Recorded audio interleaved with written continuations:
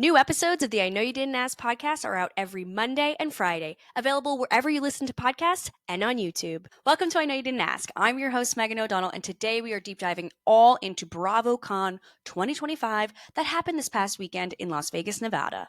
Nevada, I don't care. So this was supposed to come out on Friday, but truly there was so much source material that I needed to dig through for you, so I just needed to have the proper weekend time to really dig into this. And the amount of research information that I gathered just requires us to have a part two, which will be out tomorrow. So be sure to subscribe and stay tuned for that. So today will be all East Coast Housewives, Next Gen, Summer House, Southern Charm, Potomac, Atlanta, Married to Medicine, Real Housewives of Miami. And then we will be heading over to the West Coast, hitting up Salt Lake City, Beverly Hills, Los Angeles for the Valley, VPR, OC. And of course, we'll end up with the messiest bitch of all in Los Angeles, and her name is Jeff Lewis. So, as we all know, BravoCon was this past weekend. This was actually Bravo's fourth Bravo Focus convention that included over 140 Bravo celebrities, tons of panels, award shows and meet and greets, photo opportunities, a whole convention rooms full of crap that you can buy that Bravo celebrities are shilling, and so much more. I do think all of the information that I've read, listened to, watched on Peacock, on Instagram, on TikTok has given me a severe case of brain rot. But I will say, that's just showbiz, baby. It's what I do for you guys, and the show must go on. And there is so much happening in the Bravo news world also. So this Thanksgiving week will be a full Bravo takeover. You should be thankful for me. So we will be digging into all of the craziness that has been happening with the various Bravo celebrities since BravoCon. I mean, the last week has been a little bit hectic for us Bravo lovers. And of course, next week we'll be jumping right back into I Know You Didn't Ask episodes. I have so much nonsense to dig into, especially Kim Kardashian's elephant skin Birkin. Tune into next Monday's episode and you'll hear all about it. So I did not get to go to BravoCon for a few different reasons. One, it's quite expensive, and your girl's a freelancer. I'm not working for the man anymore. I'm working for the woman, and that woman is me. And so dropping about 5K for the travel, the events, the hotels, the food, the booze, the swag, just wasn't a possibility. As I've mentioned, if I'm going to be dropping 5K, I'm looking to go to Parrot K and Turks and Caicos. If you know, you know. So I can't really be paying this kind of money for an event where, I'm not crazy about meeting these people or waiting on any kinds of lines. I really only wait online to vote. I don't wait on lines for cronuts, a hypebeast sneaker, and especially not for Bravo celebrities. And I know that's rude to say because I love these people and talking about them has given me a job and a platform, but I really don't have the desire to meet Bravo celebrities. And the ones that I have met, it's just like meeting like any other celebrity in a meet and greet. It's like, hi, great to see you. I love you. Okay, bye. Like, I don't know. I just don't need it. I will say some of the footage that I saw of the fans crowding these people to get photos with them, it felt like I was looking at mobs crowding the Mona Lisa at the Louvre. When you see like a photo from the back of the room where they're taking photos of the Mona Lisa, that's exactly what I felt like when people were taking photos of, like, let's say Marisol Patton from Miami. Like, I don't need to be a part of that. Again, it looked like an incredibly joyous moment. Everyone was happy and chanting and having fun, but again, not for me. And most importantly, and the main reason why I really didn't feel particularly compelled to go to this BravoCon or really the others was that I knew Bravo was going to be posting all their panels on Peacock, which was absolutely great, despite the fact that they were a fucking snooze. It's why this took me so long to pump out these episodes because, like, there's a lot of panels and there's a lot of dry conversation. There's a lot of who do you think is the meanest? Oh, I don't know. Like, ugh, God, boring. But we will get all into it, don't you worry. But one of the best things about Bravo is that they, of course, were pumping things out on social media for us, but also Bravo fans, and especially some of these Bravo fan accounts who were acting like, they were Truman Capote on the red carpet. They, are professional gossips. That's ultimately, at the end of the day, what they are and what this is, which I'm right there with you, sister. But there couldn't have been anything that was so juicy or interesting that happened at BravoCon that wouldn't have been blasted out online. And so I knew I'd be able to find any and all tea that I could based on their podcasts, their social media posts, their tweets, their threads, their this, their that. Everything I wanted was available. Of course, there was God knows so much behind the scenes things that were happening amongst the Bravo celebrities that we couldn't get any information to, any information on about. But that's also, why they're the celebrities and we're just the peasants. There's things that we won't know about them and they won't know about us. And they will never know about us, let's be real. So if anything that was like incredibly juicy was happening and was for public consumption, I would know, and I will be reporting it on this episode. Altogether, the weekend looked like it was so much fun. It looks like a total blast. And I have to say, like, you can't deny that events like this are so great for finding community and finding people who are like minded and like the same things as you. And I've literally met lifelong friends through my love of Bravo. And honestly, it's like a grand equalizer for people I meet. It's like you get down to the brass tacks and you're like, oh, do you like Bravo? And you always like slip in with like a old school Real Housewives of New York reference to kind of test the waters and see what they say. And then, when they say they are a fan, I automatically like you. And then, then it gets to phase two Bravo, where it's like, do you watch any shows with Black people? And they're like, no, let's not be crazy. So, anyways, I will say, community, joyfulness, so much fun. But of course, like people take it too far. And I saw a couple get engaged at BravoCon. And to me, that means a indicator that romance is dead. There's quite literally no place on earth that I would hate to be proposed to than at BravoCon. And I felt bad for the woman. I feel like she kind of was like, really? You're doing this here? You couldn't do it at the beautiful hotel lobby at the Wynn. You needed to do it with Aisha from Below Deck holding the microphone while you wax poetically about how much you love me and how you want to see me happy. So you wanted to do this at BravoCon? I don't know. 'Tis each their own. Am I right? Like, I'm so happy for you too, but that is not for me. So, as much as BravoCon is a very fun, joyous weekend and everybody has fun and spills the tea and drinks a lot and eats a lot and all the good things, but I feel like this weekend does kind of incept the minds of these Bravo celebrities because they are being fawned and adored in such a sycophantic way, like they are the Beatles or Elvis or Taylor Swift, like people screaming for them and entering these rooms. And this entire event kind of elevates the already inflated egos of these people. So, this massive ego bump that we see on a weekend like this will be somewhat reflected on the show because we will find that these people who we are originally watching as regular women, of course, they're supposed to be affluent and beautiful and into designer clothes and goods and whatnot, but after weekends like this, it really positions them to be more celebrities than just normal people, which will actually end up trickling into their intentional and unintentional behavior on their shows. And so I feel like it can kind of go into two lanes. One, it's like we'll either start seeing people, realizing like they're going to hold back a little bit or overly self produce because they now don't want to tarnish their new fame, which can happen from a messy confrontation or how they handle drama or how they're handling their personal nonsense. But we'll see that they kind of begin to self-produce in a way because they don't want this celebrity and this good energy towards them to ever change. I mean, let's look at Mary Cosby as the first example. Like her TLC documentary expose about her church hasn't come out yet. So everybody's like, we love Queen Mary. And then in a week and a half, they're going to be like, Mary is absolutely deplorable. She takes advantage of people. She steals their money at their church. And so, like you kind of will see like how they fall so fast. And I think, as I mentioned, these kind of ego boosting events can also go in the opposite direction. One, you can either self-produce heavily because you don't want to lose this new cachet that you might feel you have, or you go the opposite direction where this pressure of fame and making tons of money and being loved so much actually makes people spiral faster and cry harder and become even more aggressive because the stakes of being on these shows feel so huge. And knowing that you can easily have your spot on these shows taken away from you, which will just lead you into being like your basic normal self, your boring basic life with your, godforsaken children and your boring bland husband. So then everything you do and every scene you shoot becomes so heightened because you now don't want to lose this opportunity.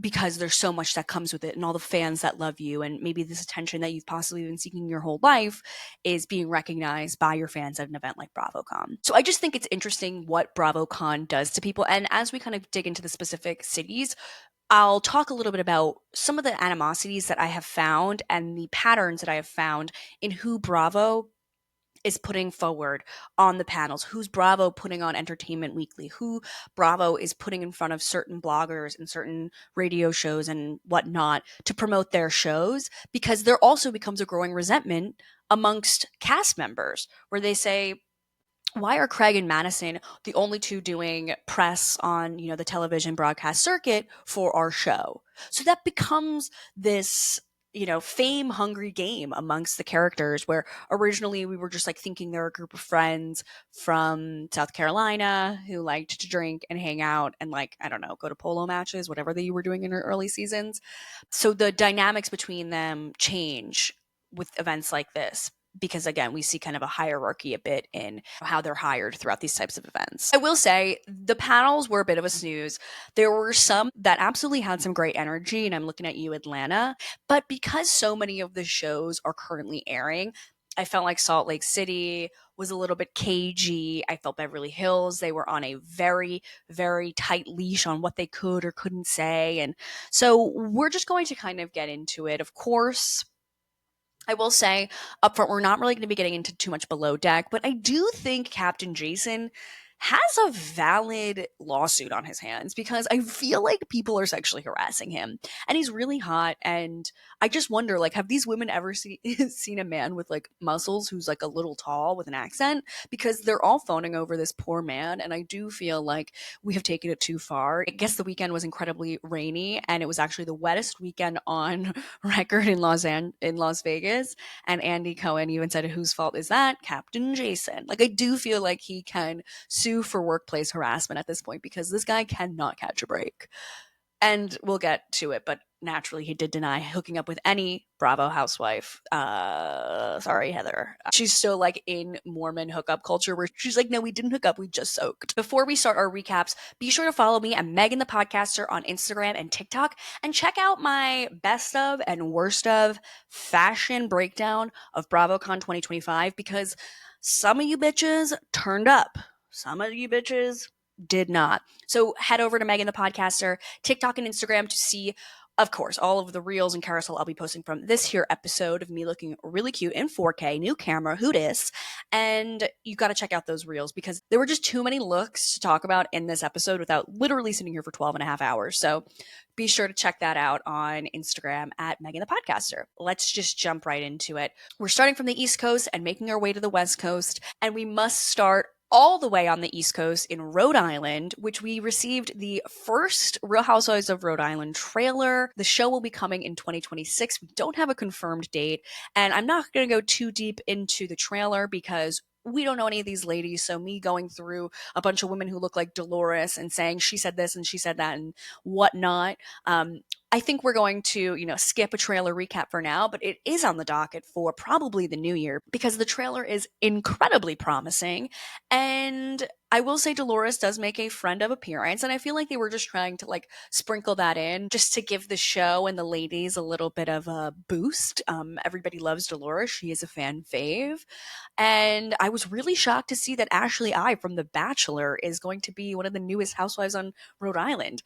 I mean, her arc on the Bachelor franchise was something that needs to be studied. She broke that Jared man down to nothing and got him to marry her. It was a shocking turn of events when they ended up getting together and then ending up getting married and then now having children. It's quite impressive. We see that, of course, this group of girls have intertwined friendships with their families, and we all know that that's a recipe for disaster in their own personal lives in their foreseeable future. But it's gold mine for us, so I'm right here. I'm sat down for it. I'm very excited that they actually gave us this trailer. It gives us a little bit of new, fresh blood, just like the girls from Salt Lake City we saw last BravoCon. We're still trying to find their way, and I recall Heather Gay even saying she felt like she was like hanging out in the big leagues. She also mentioned that on her girls trip too. Whereas this year, they were very much the it girls of the event. And we'll get to kind of some of the growing resentment that was felt across other Housewives franchises about, this rising new show, The Real Housewives of Salt Lake City. So, Rhode Island Housewives, I will absolutely be digging into your trailer with a fine tooth comb. I will say the one thing about trailer recaps when it comes to a new show with new people is that I can't just casually talk about people's names and you understand what I'm saying from an audio perspective. I am so excited for the Real Housewives of Rhode Island to come out. Again, I will just be waiting patiently for, the release date. I hope they give it to us in some kind of like Christmas gift, Hanukkah present, Kwanzaa gift for us Bravo fans because we need something this holiday season to keep us going. I mean, we have to talk about the ladies in New Jersey. Teresa and Melissa have made up. They have reunited, and it feels so good.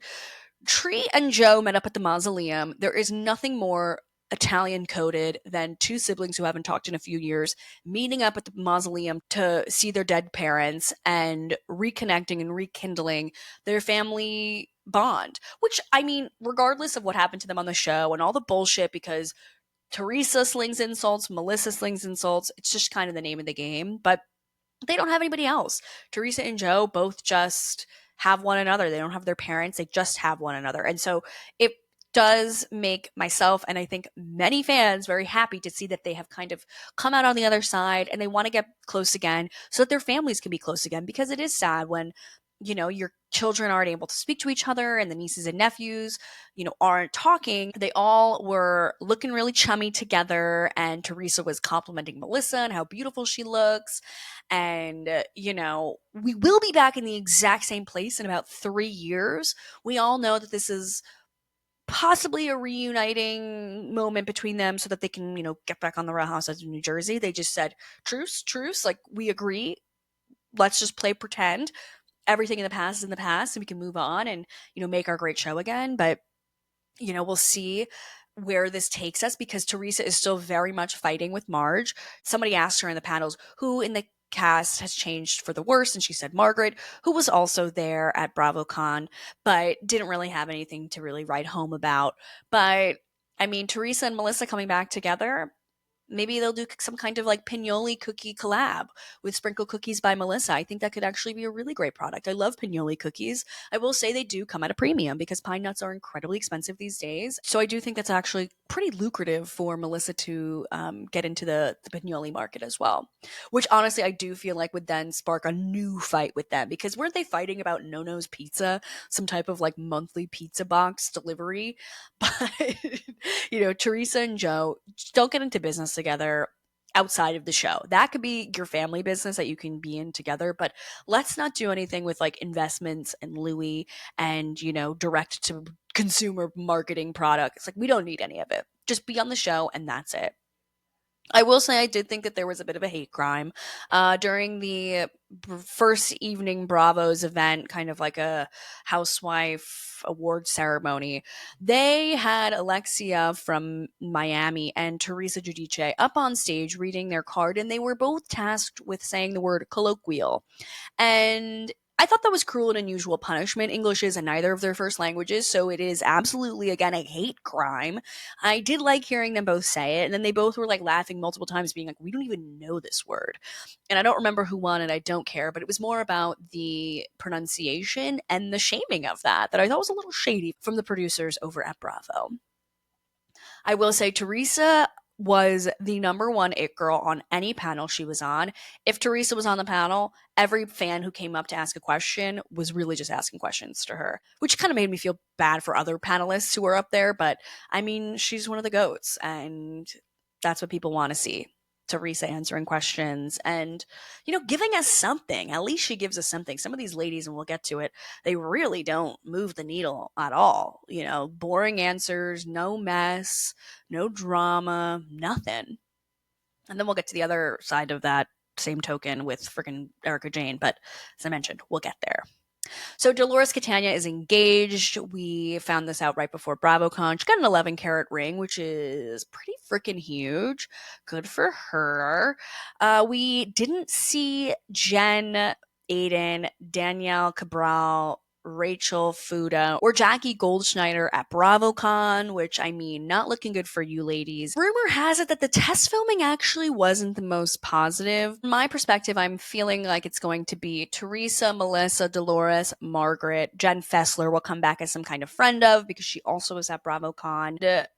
I mean, the other ladies weren't invited, so I feel like that's a pretty big tell. Also, Jeff Lewis, who again we'll get to, he also hit Andy with a you should just put Jen Aiden out of her misery so she stops embarrassing herself with all of these posts about possibly coming back or not coming back. And Andy wasn't liking that. But again, we will get knee deep into the Andy Jeff drama in part 2 of this recap. So let's pivot a little bit to New York. I really should have led with New York because it's technically more east, but you know what? I'm not good at geography. I can't be good at everything. The new reboot of The Real Housewives of New York will begin filming in a few weeks, and Andy has confirmed this will not be a NYC hybrid cast with some OGs and some of the new girls. But we did get confirmation this past week from the horse's mouth herself, and that's not a dig on how she looks, but Jenna Lyon will not be coming back. On Wednesday's episode, we'll have a little bit of an update on what she's actually going to be working on now that she's confirmed that she's not coming back to the Real Housewives of New York City. It was written up in the Wall Street Journal, so it's actually quite impressive. And we love to see Housewives moving on to bigger and better. Not to say that she hasn't already been doing incredible things in her career, but from like being like the biggest executive at J. Crew and like completely changing a brand to then going on the Housewives of New York, kind of go down a little bit, but now she's like back up with her new endeavor. So she's trying the best she can, and we're happy for you, Jenna, here. I will say Sai, Jessel, and Erin were the 3 gals from the new cast who made it to BravoCon. We did not get Raquel. We didn't get Becky Minkoff. We didn't get Uba, who Chanel Ayan confirmed decided herself that she's not going back to Real Housewives of New York. And why would you? Like, one, she lives in Connecticut, so that's like kind of an issue. She also has like a hot rich husband who she like wants to not expose on the shows. He's not going to want to like ruin his life by being on the show, which can and will happen.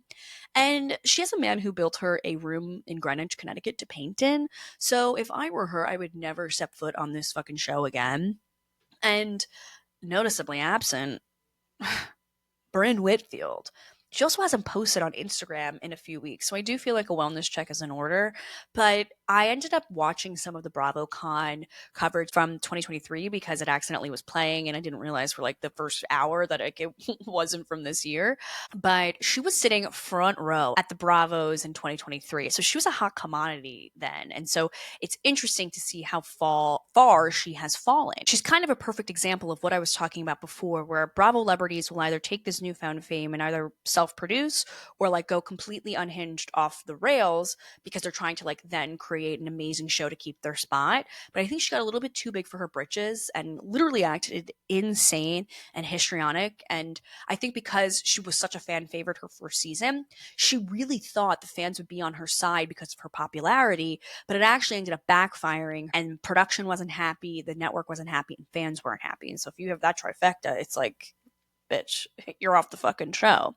And I mean, we also saw that with Jill Zarin too. You know, she thought she was invincible and can construct this view of herself and her situation with Bethany, but like it didn't work like that. So it's like she tried to self-produce, the other one went crazy and had this mega meltdown. This is going to kill it, and it actually backfires because you're not being real, you're being fake, you're being forced, and you're really letting your ego get the best of you. So Luann, Dorinda, and Sonia were also there. Nothing really crazy happened with the 3 of them. Dorinda was teasing a show at Bluestone Manor where guests would kind of come like below deck, and that's not for me. I feel like Bluestone Manor has scary energy at this point. Even like some of the videos that Dorinda will post of herself at Bluestone Manor where it's like raining outside and she's outside like in a dress, like, and it's like a boomerang style photo, like whatever's going on at Bluestone Manor is alarming, and I feel like we should no longer enable it. Vicki Gunvalson herself did say it would take $10 million to get her back to Bluestone Manor. She's like, there's nothing happening and it's really scary there. And never forget when her and Tamara were eating in the bedroom. How fucking dare they bring food to the fish room? Just kidding. I don't think they were in the fish room. Of course, I saw Dorinda was also DJing. She's now going by Lady Medley for her DJ name. Everybody needs a moniker, and that kind of works for her. She was doing a lot of call and response of her greatest hits. She'd scream clip, and then the audience would scream clip, and then she would say, I made it, and then they'd say nice. It's so funny and clever. She also was hosting an event with Dry Bar, which is a blow dry bar, and I felt like that was an oxymoron because she's never been dry at a bar. But so funny, Megan. So clever. One interesting tease was that Carol Radziwill was there, and everybody kind of thought, oh my God, it's going to be this big announcement that it's going to be the OGs and the newbies all together on a new Real Housewives of New York City show. And obviously, Andy said that that's not going to be the case pretty early on into the weekend. And so everybody's wondering, like, what the hell is Carol Radziwill doing there? Since then, she has said, I am not going to be on the Real Housewives of New York. I have no interest. Stop asking. Like, can you write a book about something? Like, what are you doing, Carol? Like, that's kind of a dope life. She's like, I married a prince. He did die, and that was, like, absolutely terrible and, like, traumatizing and all the things. But, like, now she's just chilling. And I do hope she got a new couch. I understand that it was an antique from her mother-in-law, but I do feel like it's probably not helping her back support. All right, moving on to Next Gen. The Next Gen panel was on Sunday, so a lot of people had kind of left at that point. We saw the whole gang there. Brooks Marks was selling some merch, and I came across some video footage of just a plain yellow hoodie. Brooks Marks merch 101. He said, I'm a fashionista. I'm the next Isaac Mizrahi. Step out of the way. I want to see how much money a Brooks Marks hoodie costs, actually. Wait, I'm so sorry to report that the yellow hoodie that was for sale at BravoCon is not being sold on his website. I wonder if it was a BravoCon exclusive. But his classic black Brooks Marks hoodie with the white strips that just say Brooks Marks on it is being sold for a cute $88. So again, would rather go to Lululemon, but that's just me. Charlie from Next Gen was there, of course. He said he is at the center of the drama, but he wasn't bringing the drama. And that is exactly why he's perfect for reality television. He just steps into the drama without even realizing it. Again, he is like the perfect kind of housewife. He's the perfect kind of reality star because he doesn't fall into the I'm self-producing or I'm going to crash out. He's just being, and that world of being that he is in is just naturally chaotic, like a Shannon Beador, like a Meredith Marks, like it just kind of creeps up on you, those kind of iconic, perfect moments of being a reality star. Ariana Bierman, the queen of the show. She's the number one girl in the group, and she talked a little bit about how Kim Zolciak and Croy took her money from her shows that she was on growing up, and she told her mom that it was coming, and they ask her, have they paid you back? And she says, yeah, yeah, which was all we needed to know that she has not paid her back. Poor Ariana will never see that money ever again, and it doesn't seem like she's really expecting it back. I think it was more of a gift rather than a loan. It's going to be, never repaid. But Ariana did talk a little bit about her breakup with Hudson. She said she's never been happier. And I mean, there's nothing better than being single, young, and hot in Manhattan. Quite literally the best days of my life, to quote the theme song of Vanderpump Rules. But Ariana and Charlie, have had their slight flirtations from season 1. And Ariana did say she wouldn't let Charlie near her with a 10-foot pole. But I do feel like we've all been there, girl. Let's give it 2 seasons. They're going to have a little dalliance right after a late night at the box.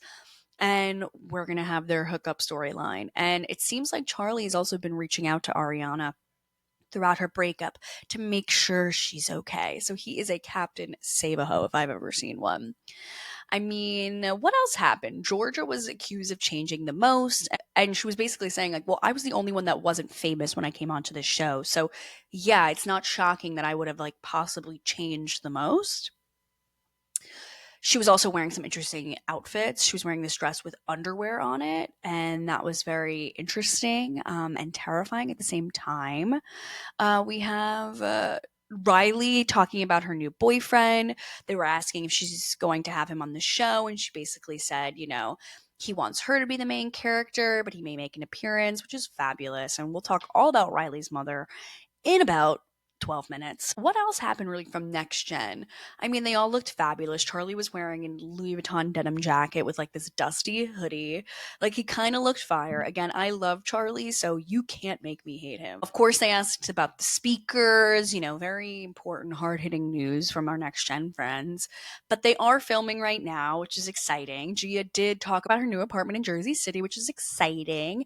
And she just won Special Forces, which is really fucking impressive. She's always been competitive, and if you are a real one, you will never forget the competition that happened at the family field day in early seasons of Jersey Housewives, where she was crying and screaming because there was underlying deeper issues, but when her team didn't win at the tug of war, she went into a spiral. And I think we've all been there with a tug of war, family drama happening, and she laid it out on the field and lost, and that's never fun. So very proud of her for winning Special Forces. Also, I was under the impression that Ariana and Riley were living together, but they just live 5 minutes away from each other, so they both are still living their solo journeys. So let's talk a little bit about Summer House. We're doing a quick pivot because I'm going to be shipping West and Ariana. He said that he thought she was really attractive and really cute. Again, she's the it girl of the show. And now she's single, so hello, everybody wants her. And I feel like there needs to be some kind of like Next Gen and Summer House crossover where the Next Gen people go to the summer house and have like a rip roaring good time. So people actually accuse West after the fact of like not spending time with people in the crowds and not giving the fans enough, and like shut up. Like these people like don't owe you anything. Like they spent so much time being near like loud drunk fans that like you might catch them in a moment where they're like, oh, give me a second. And then like the blogs are like, he's mean, how dare he? And so Wes was like, bitch, I've literally given my all this whole fucking weekend on panels and photos and this and that. And I come home and I see tweets like this that I still didn't give enough. Like, fuck you, bitch. And I mean, people are so weird. Like, I have to say, like, some of these fans are like kind of incel-y. Like, what's a Bravo version of an incel? But I was listening to this one thing. I'm not going to go too deep, but like, they were talking about how like they were talking to a Bravo celebrity and they were like, can I hug you? I'm like, oh my God. Oh my God. I would never ask a stranger if I could hug them. It's just like kind of lame and kind of embarrassing. Like, do you have no one else to hug in your life? Like, you're just like begging these Bravo celebrities to hug you. Wes was out and about giving his digits to ladies. Brittany Bateman was baiting him into exchanging information. So they have one another's numbers. We saw Ashley Darby and him have kind of like a little sexy phone call moment as well. And early in the weekend, it was spotted that West and Gigi from the new Valley Persian Style also were spotted giving each other's phone number. And West said he texted her and that the text immediately went to green and that he thinks Gigi gave him a fake number, which is absolutely hilarious. So that's why Brittany Bateman was like, don't worry, you could text me and it absolutely will not go green. Don't fucking worry. Kyle and Amanda were there, and as of this past week, they were supposedly not living together. And then they go to BravoCon, and it's all hunky dory. And they had just finished filming in the city 2 hours before they flew out to BravoCon. So it seems like that show is knee deep in filming and started in July, of course, including Lindsay Hubbard as well. But I'm kind of getting the feeling that Kyle and Amanda are separating. They could not bring it out in this weekend, of course, because they still need to do press for their show. But I feel like in the trailer for In the City, we're going to see them properly separate. I mean, they don't look happy. There's many times that Amanda and Kyle throughout these panels had very tense body language with one another. At one point, she was talking about how Jesse Solomon compliments her more than her own husband. And then he like doesn't care and like recognizes that like she might be being serious. Even like during some of the moments where Amanda and Sierra had been doing interviews without Kyle, you can kind of see Sierra like disassociating during the questions about Amanda and Kyle. And Amanda even says like Kyle and I are always going through something. It's the same stuff every season. And like that is sad because you deserve better and you deserve someone who doesn't make you constantly like upset and like in a rocky place in your relationship. Like that seems like such a stressful way to like suffer through life. I would absolutely hate that. It also seems like Kyle and Amanda like barely did press together. The two of them were really never spotted together, and even their body language with one another felt a little bit off. So we'll see kind of where this goes. Lindsay did say that her daughter took her first steps while filming, so it does seem like her baby daddy is allowing her to be filmed, which is great. I mean, there were so many funny moments on the red carpet. Jesse Solomon was there as well, singing his little heart out. And I mean, he is a prime example of pretty privilege. He's like a decent singer, but like not good enough to constantly be with microphone and just belting out a little ditty. He sang one of the songs in the holiday specials. He didn't know who Vicky Gunvalson was, which is kind of crazy.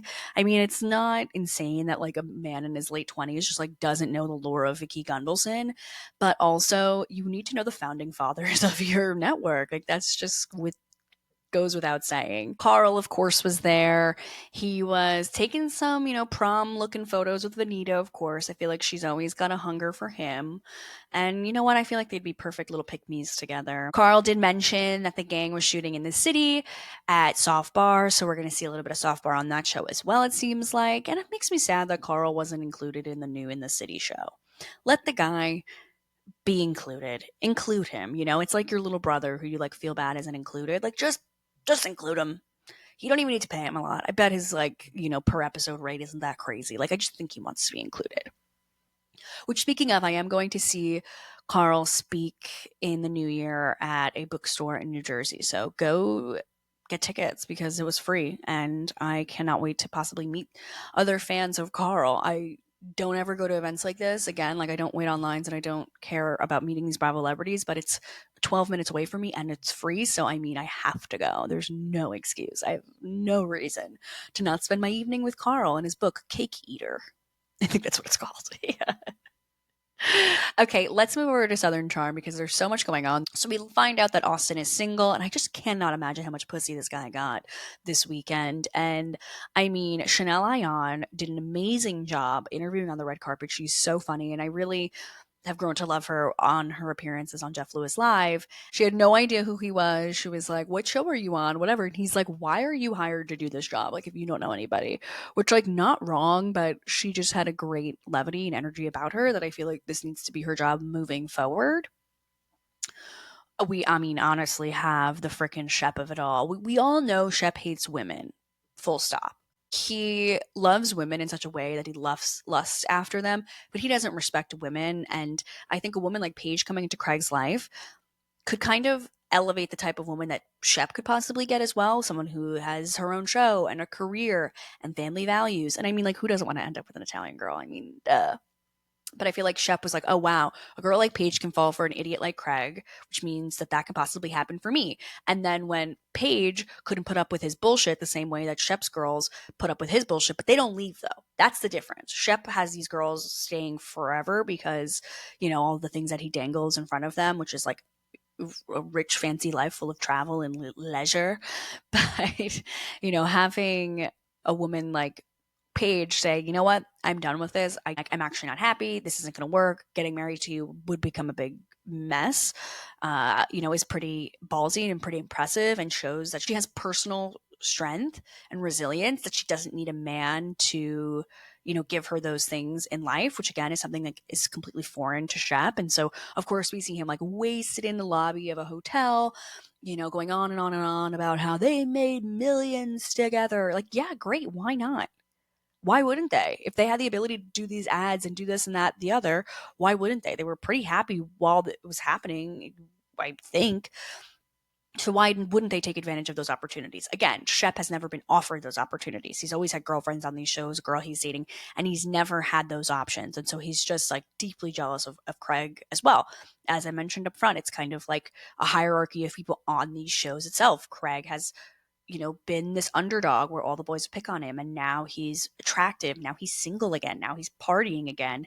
And now he has this big business that is like, collabing with State Farm. Jake the Jake the State Farm guy is hanging out with Craig and they're selling State Farm and pillows together. I think Shep has this like serious envy about Craig. and Paige is just an easy person that he can target because he targets women. Let's be real. It's really easy to pick on a girl who, lives up in New York and like doesn't give a fuck about you. And even Patricia also like is coming out and saying like Paige is mean to Craig. It's like you're not mean to break up with someone. Like they're even saying, oh, she broke up with him on her podcast. No, they were broken up and then she talked about it on her podcast, which is also something she needs to do as her job. Because what? She's going to keep faking this relationship for her podcast listeners? That's not how podcasting works. It's actually quite intimate and you're expecting truth and honesty from your hosts, especially when they talk about their personal lives. So it's not fucking mean. These people are ridiculous. They hate the fact that Paige is successful without Craig or without needing Southern charm. Fuck all y'all. I mean, Paige was like noticeably absent, which was amazing. And I can only imagine how much she just like chilled in bed rot that whole weekend and was like, I'm so happy I don't have to be working for 20 hours every day for the next 6 days at BravoCon. Fuck that. Chanel Ayan also again like doesn't know anything about anything. She tells Shep that he should date Paige, and he is like, "Oh my god, no, this is not good." Shep did talk a little bit about his relationship with Sierra, and he was like, you know what? Like, I stand by my really long, cringy text to her. Like, I think it's a relatable feeling for people to watch. Like when the rug is pulled out from under you, and like you had no idea someone wasn't into you, and of course, people are like, you're so right. Oh my God. I've been dumped before.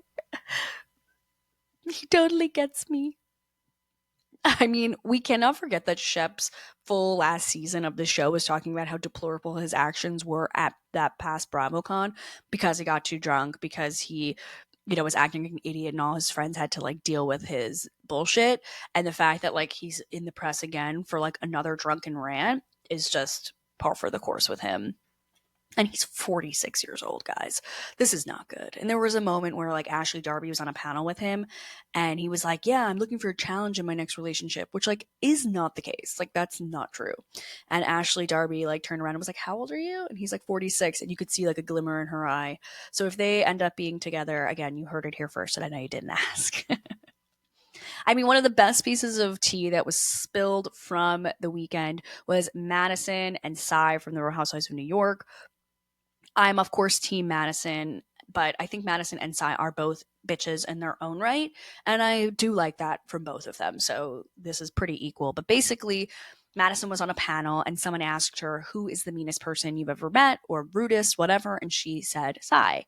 Again, not surprising at all. Cy's also like a true New Yorker. So she like gives no fucks. Like she gives the energy of like, get the fuck out of my way. It's like, ma'am, like I'm your daughter. Like, be nice to me.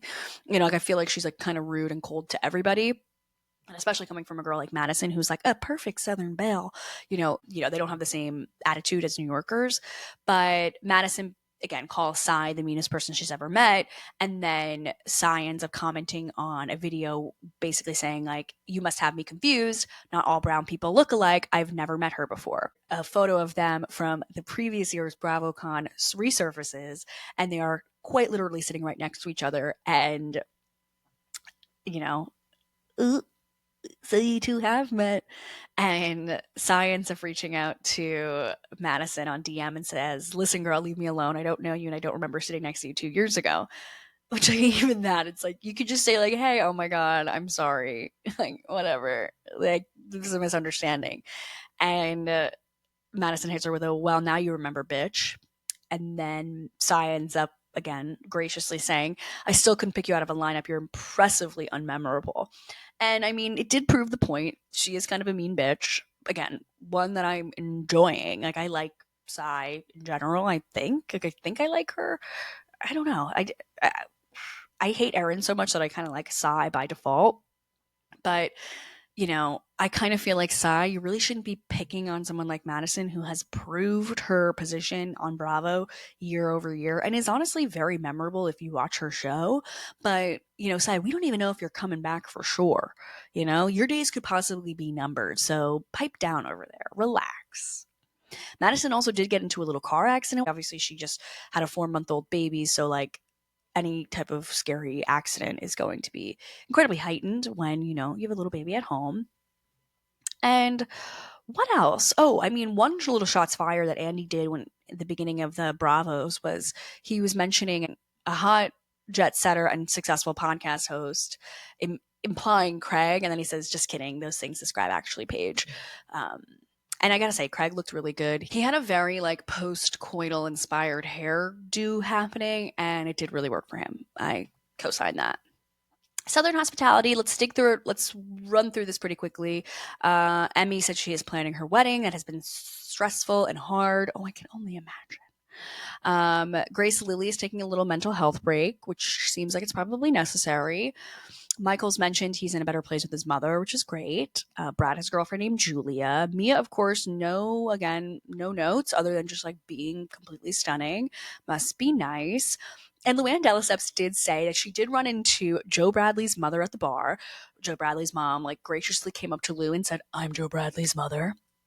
And then they hung out for 30 minutes at the bar together, which just proves you never know who you're going to meet at BravoCon. Okay, let's quickly move into Real Housewives of Potomac. So I felt like they had an amazing energy during their panel. Before we kind of jump into the panel and the ladies, we have to talk a little bit about Karen Huger coming out for the first time since her arrest. I will say she came out with a beautiful white dress, looking like an angel. And I will say, I do think the Grand Dame got a little fresh filler after her prison stint. I don't think it's settled yet because it was looking a little ripe, but she was very much doing like the two-handed prayer bow, like thank you, like really enjoying herself. And that was the only time we got anything from the Grand Dame for the whole weekend, which I think is for the best. God knows she's in a very sensitive place. We don't need her being asked a question by a stupid drunk fan in the audience. The ladies of Potomac sat on a panel with Zuri Hall as the host. And who is the stunning woman? Like, I've never seen her before, but she was absolutely beautiful. And of course, we immediately get into Dr. Wendy as the first question, saying, "I want to check in with you. How are you doing?" And, she said it's an unfortunate situation, but when the time is right, I'll open up. We do end up getting like a mid-season trailer where we do see the Grand Dame coming home from prison, as well as Wendy having a conversation with Eddie about like how this is going to affect our marriage. And she like doesn't really look sad. She kind of looks like she's acting, and it looks like she's just going to put his ass in prison and he's going to take the fall because she's not going fucking anywhere. For her and Happy Eddie to show up at this event and pretend like it was business as usual. Wendy and Eddie were also accused of like credit card fraud in a very serious way, with like different names being included, but of course we will be getting to that on Wednesday's episode of I Know You Didn't Ask, so be sure to tune into that. We also get a confirmation that Karen will be getting a one-on-one sit down with Andy Cohen in her house in Potomac or Great Falls, wherever she's living these days. But she will be getting the Luann de Lesseps treatment of a private interview with Andy post arrest. So, I mean, we have to talk about Jen Shah coming back. Like, there's so much going on, people. Is Jen Shah going to get the sit down one-on-one? I don't know, but there's so much happening. Again, Wednesday. So what else? Wendy basically ditched right after the panel. She didn't kiki with everybody, which I think is kind of good. Again, like you don't want to start getting yourself in a situation where you're like talking too much. If she is innocent, then great, good times, talk all you want. But if you're not innocent, you really should keep your fucking mouth shut. Shut the fuck up and sit down. Karen was also not on any red carpets or any of the panels, just kind of in and out for her, big grand reveal at the beginning of the Bravos, which was like very sweet. Like for whatever reason, I was like kind of getting emotional. I don't know what's wrong with me, but I feel bad for anybody who like, has found themselves in like the throes of drinking too much and then like making like very poor decisions. Like I'm with you, Karen. Stacy was there. Clearly, nobody's really feeling Stacy unless it's me we're talking about because I love her. Giselle was definitely coming for her throat. Stacy was asked if she had one wish that Andy Cohen could grant for her, what would it be? And she said, "I hope Andy could give Ashley Darby another job so that she stops coming for me." What else? Jazzy was also not there. I don't even think she was there at the event itself. Tia was there and looked gorgeous, and it seemed like the cast all really like her. There was no issues with her. They also mentioned there's like no airs about her, and she's just kind of herself, and that's great. Again, coming back to this like self-producing energy, the Kierna and Angel duo is just like the worst duo since Mia and Jackie last season. Like, I just like get bad vibes from them. And Angel is saying that she hopes Wendy doesn't come back next season. And, well, I mean, we'll see if she's in the clink. Giselle confirms she does have a boyfriend. Ashley confirms that she's still on and off with Josh. And people were thinking that was just because of her needing a storyline, but I wish I knew how to quit you, is Ashley to Josh. Like, who knew she'd be into him? But okay. Ashley also, other than that little Shep moment, she did say that Ben from Below Deck is also hot. So I wish I knew like the BTS of who hooked up after BravoCon. Like, there has to be some sexy hookups that, of course, we will never know about. I do want to pivot back to Angel calling Giselle a geriatric Regina George. Not nice, but not hilarious. That was quite scathing. Go off, Queen. Robin Dixon made an appearance. She's on the Traitors, so she was on the Traitors panel. The Green Eyed Bandit was back. She looked beautiful. And that's kind of it. She didn't really give us much. She was on like some panel with Teresa as well, and it was the same thing. It's like, people coming up and being like, Teresa, how does it feel to always sit in the first chair at the reunion? And then they like ask the other ladies, and Robin's like, I would not know. They basically kicked me off the fucking couch at the reunion. I was so far on the end. They didn't care about me. But it was nice to see her. It was nice to see that she's doing well. She didn't seem like she was like completely down and out, which is great. As I mentioned, we'll be getting into the Wendy credit card situation on Wednesday's episode, so be sure to listen then. Okay, let's jump into Atlanta. Atlanta just finished filming season 17, and I really felt like this was the only true mess that came from any of these panels. It was the only one with a true pulse, and no surprise that it's coming from the ladies of Atlanta, but Drew was really coming in hot for Shamia, calling them like little minions and making fun of their music careers, and Drew just kept saying like, Shamia, you're giving almost a singer. I really enjoyed that back and forth. Drew and Shamia both sang with fellow songstress Brittany Bateman at the holiday special, which was beautiful, and you guys should watch that. Get your family together, light a fire, sit in front of the tree, and just watch the Bravo Christmas special. Really will get everybody into the holidays. There was a squash the beef moment with Andy and Drew, because I guess Andy was talking about like how much he loves the Real Housewives of Atlanta, and he's like going through like every single woman's name and just like forgets Drew, which like she is forgettable, but I'm loving what I saw at the panel, so I'm hoping a little bit of that energy from Drew comes out in this upcoming season. So even Andy at one point was like, why would my staff do this to me? Like, why are they putting me in the squash the beef chair? Like, that's kind of rude. Queen Phaedra was there, of course. She's saying that a lot of the OGs have tough skin, but the new girls are all really sensitive. So it's kind of hard to be shady with them because they take everything so personally. Phaedra was, of course, the queen of shade, and Andy Cohen mentioned that he, thinks Phaedra obviously gives the best confessionals, which, like, duh. Phaedra also had a great one line where she was talking about Angela Oakley, and she was like, when I said that Angela Oakley was one of the oldest looking young girls I've ever met, I wasn't trying to be shady. She was just giving mature, which, like, one, I love the pronunciation of mature, but also that is incredibly shady. She's like, no, that's not shade. I was just saying the truth. It's like, yes, but when the truth is mean, it's shade. That's how it is, right? She also mentioned that, they all kind of support one another while also coming for one another's necks. She said, Angela's hated me, but I've really helped her ass. And so they kind of were being silly after that interaction. So I'm wondering if the two of them will kind of reconnect on this season. And Shamia and Portia, they're not besties, but they didn't take any digs with each other. Neither of them took the bait when asked any questions. And this needs to lead us into Portia, of course. Well, there was a whole plane situation that we will be getting into on Wednesday's episode, and there's body cam footage, and this woman looked like a quintessential Karen. And again, we'll get to that on Wednesday's episode.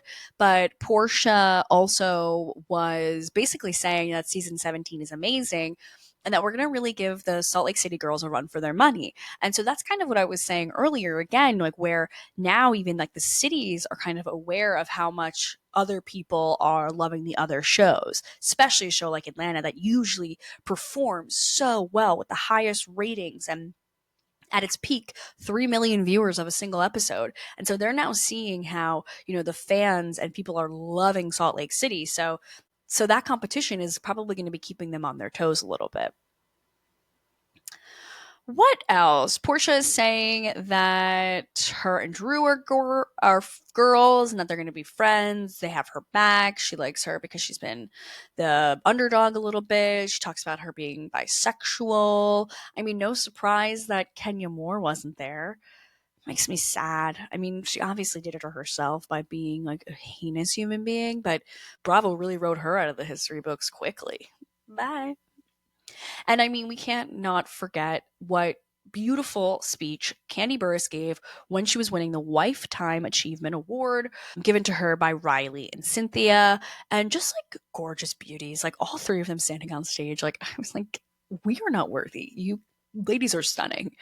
And, Candy was talking about her experience on The Housewives, and she was like, I had already won Grammys by the time I came on this show. So, like, I did not care where this show went. Like, I just thought it was going to be fun. And she gets emotional and talks about how, her relationship with Andy Cohen, really means so much to her. And we also just found out that Candy and Todd are breaking up after 11 years of being together.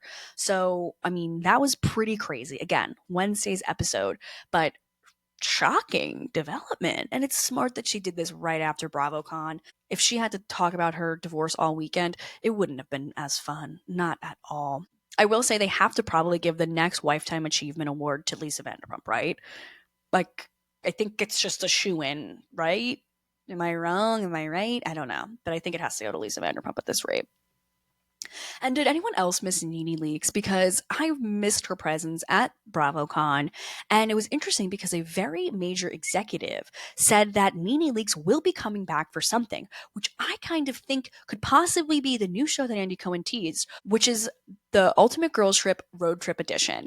And so the little logline says, starting where it all began in Orange County and culminating in an epic East Coast grand finale, each stop will feature appearances by fan favorites from different cities to pay tributes to the past, embrace the present, and look forward to the many miles still ahead. Celebrating 20 years, I love the fact that they're going to be going to each of the cities and like hang out with one another. But part of me feels like maybe Nene will be one of the main cast members on the Ultimate Girls Trip. And we cannot forget how iconic Nene has been on a tour bus. Like, do you not remember the fight with Nene and Kim where Nene was saying that Kim was treating her assistant Sweetie like a slave? Get Nene back on a bus immediately. We need to see her on a bus. I know there's a lot happening here. So let's just jump right into Married to Medicine. So these women truly give their full lives, and they give more than the other women on these Bravo shows because their husbands are actual characters on the show. We had Simone, we had Jackie, we had Heavenly, we had Contessa there, of course, Toya. So a lot of the ladies actually were there. Toya talks about how she's moving into yet another fucking house. I mean, honey, don't you just want to stay put for a minute? Like, she said, don't worry, my children will graduate here. I will give them that. It's like, why can you not just be happy where you are? Like, I feel like Toya is a recipe for disaster. She did have her beautiful Birkin with her, Stormy. I do like naming a purse. I think that's great. And, she was looking beautiful as well. Her and Contessa were doing some interviews together. And, they talked a little bit about how Dr. Heavenly is running for Congress, which, like, you would have my vote. She was absolutely amazing. And there were a lot of different, I forgot to mention Quad was there as well. Oh my God. Actually, a lot of ladies from Married to Medicine was there. That's quite impressive for them. But Quad was also there, and she was talking with Heavenly and, expressing how Heavenly needs to really like lean into her own personal story about growing up on food stamps and growing up in like a down and out community, and how, she wants to help lift people, from the bottom up to, better their lives through whatever community programs that she can help, aid with, being a congresswoman. Like, literally vote for Heavenly. Like, she has my vote. Phaedra was on like a season of Married to Medicine, which was so weird because she's not married to a doctor and she is not a doctor. Like, it didn't make any sense. And they were saying it was kind of like a stepping stone for her to get back to Atlanta, which, like, obviously. But it was asked to Quad, who's the most likely on your cast to have on stage, who's the most likely to have bought followers? And she says Phaedra, and Phaedra says, I'm organically popular. And again, Phaedra with the one-liners, it just cannot miss. Dr. Jackie was accused of being mean, of course, and she said, like, hey, I look at naked women all day on camera. Like, obviously, some people are going to think what I say is mean, but it is literally my job to tell people the truth. So if they don't want to hear it, then you probably shouldn't go to the doctor, and then that's a whole problem too. But, like, it is my job. I mean, Dr. Jackie just like has no bedside manner. Like that would devastate me as well if I like went to her medical office and she just like told me I was fat. Which like if you're fat, like you don't need the doctor to tell you. Dr. Heavenly was also like going off on Toya because Toya said like she's not polished and how that's going to affect her run for Congresswoman. And of course, Heavenly like rips the microphone from the interviewer and like gives the whole thing like, you have to know where I came from and where I am now and all the things I want to help people with. Like Toya's not even in my fucking district, so she could suck it, a little bit like that. And you see Quad's face right next to her, like doing so much without saying anything. She would have been so amazing in silent films way back when because she can express so much through eye motions, through facial cues, eyebrow raising. Like she is just incredibly expressive in the best way possible. So let's head down to Miami to talk a little bit about the Real Housewives of Miami. Adriana was there, of course, talking about the Haitian mortician. And it was so funny. She was like, I guess looking for this girl who I guess has a picture of the Haitian mortician. So she's like standing up in the middle of the panel and like crowdsourcing information. She's like, is Melissa here? Like, is Melissa here? Because I know she has the photo of the Haitian mortician. And then she's like, carry on. Let me leave the stage. I'll be back. So she comes back and then she comes out showing Kiki a picture. And the picture's of Phaedra Parks, who's like not Haitian, but like is a mortician. I don't know. It was like not funny. Nobody laughed. It was awkward, kind of flopped. And Julia was talking about how like Adriana is milking this Haitian mortician thing. And she's like, oh, well, she should be so lucky I gave that to her.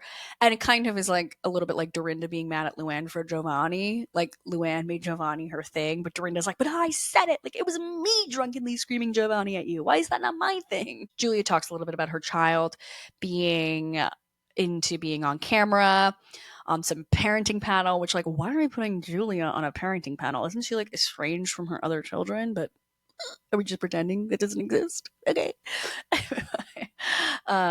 She talks about how she told Martina everything about, her relationship with Adriana before the show aired, so she didn't blindside her. She said the two of them are stronger than ever, and they've been together for 18 years. However, Adriana also came out and said that Julia is gay for pay. She's been engaged 9 times to men before before Martina came along. So, what's the story? But I mean, she's been with the lady for 18 years. Like, and it's clear that like Julia and her have like some kind of arrangement because Julia's like constantly kissing people, morticians. Like, we know like multiple people season after season that Julia's been kind of having flings with. So I think they could just say like, we're open and it's okay. But Julia did say that the mortician did know how to put makeup on, and it's like, yeah, honey, he puts makeup on dead people. That's like one of the job responsibilities of a mortician. So he does know a thing or two about glam, which is really funny. What else? Julia apologizes to Gertie at one point, and then like the two of them have these big moments, and it's like not really the time. It's not the reunion. Julia talks a little bit about her friend engagement with Adriana, and all the ladies were like, yeah, it was like kind of weird. It's like, yeah, they were like in a relationship, and again, it's giving Cynthia and Nene friendship contract, and I feel like no friends should have friend engagements or contracts. Like you're either friends or you're not. Like you're not breaking a contract and you're not ending the engagement when you decide to no longer be friends. Julia does then say, I've been working on a dedicated opera song that I'm going to sing to Adriana to rekindle the friendship. And it was so uncomfortable. And, we all know she's a questionable singer in general, but everybody was looking around like, what the fuck is happening? This is so embarrassing. Even Larsa Pippen like was just sitting there like with a face of pure shock and horror at this fucking weird display of affection. And a part of me is feeling like Julia is still like, I feel like Adriana still loves me and we can kind of continue on with this like lesbian cat and mouse game that they're kind of playing with one another. Gertie was there selling her book with her gorgeous hot husband, just sexy, sexy man. And I love a guy who's just silent, just sexy, silent, supportive. The 3 S's, baby. Like, that's all you really need in a man. And her book just came out this past week, and I will say she kept saying, I gave birth to my baby on Thursday. I gave birth to my 3rd child. I gave birth. It's like, okay, we get it. You wrote a book. 238 pages as well. So I feel like I can get through that in an afternoon, right? I feel like I should read it because I do support Gertie and all of her good and bad choices. Like, that's kind of what I love about her. Lisa Hochstein at one point said Ramona is the rudest person that she's met to fans. Like, are we surprised? Also, I did miss Ramona a little bit. I'm not supposed to like her. I know, but I do, and I can't help myself. Lisa also talks a little bit about her relationship with Jody. I didn't know they both were Canadian, so they have that in common. She said, I'm not rushing into getting married. I'm just so grateful for him. He's been the rock in my life. So no real news there. She looked really cute. She actually has one of my favorite outfits. Tune in to the carousel I'm posting on Instagram and TikTok to see the Lisa Hochstein outfit that is so fucking cute.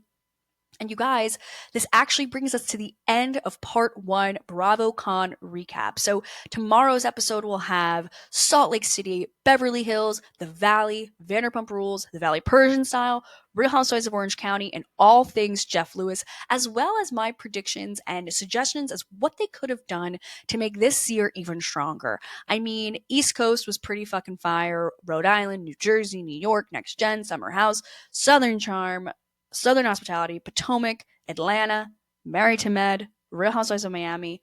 I'm fucking tired.